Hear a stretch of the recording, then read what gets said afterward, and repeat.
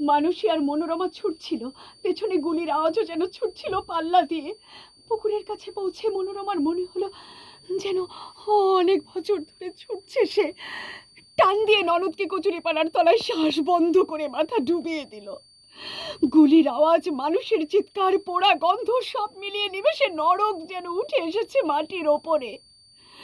কচুরিপানার বেগুনি ফুলেরাও ভয়ে চুপসে গেছে, বারবার ফাঁকা হয়ে সরে যাচ্ছে, বেরিয়ে আসছে মাথার উপরের জল।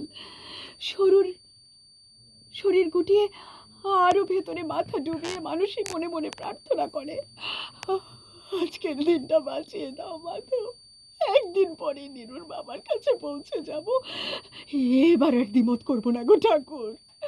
আর তখনই মনে পড়ে, নীরু, নীরু তো মায়ের কোলে, বৌদি আছে কিনা পাশে বোঝা যায় না। মাথা তুলতেই শিশুর কান্নার আওয়াজ কানে এসে লাগে, ঠা ঠা করে এক নাগারে গুলি ছুটছে কার ওপর?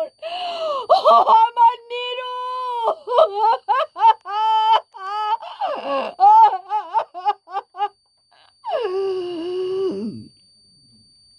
আছড়ে পাছড়ে মানুষই পুকুর থেকে ডাঙায় ওঠে।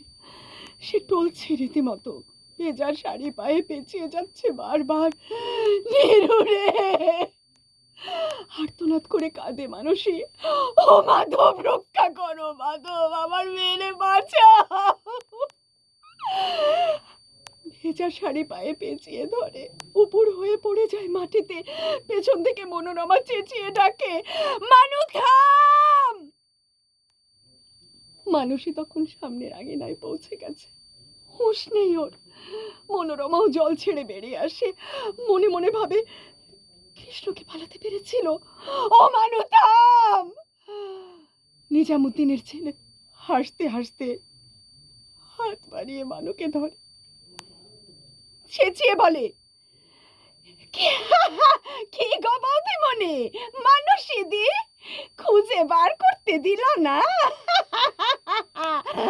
কুকি বলার আগেই বেরিয়ে এলে খেলা হয়। মানুষই দেখছে উঠোনে রক্ত গঙ্গা, বাবা, দাদা, প্রতিবন্ধী ছোট কাকু, মা, মায়ের কোল থেকে ছিটকে দূরে ওই তোর নীরু, ফিনকি দিয়ে রক্ত বেরিয়ে আসছে বুকের ফুটো দিয়ে। প্রাণ আছে, পাখির ছানার মতো ঠোঁট ভাগ করে হেঁচকে তুলছে।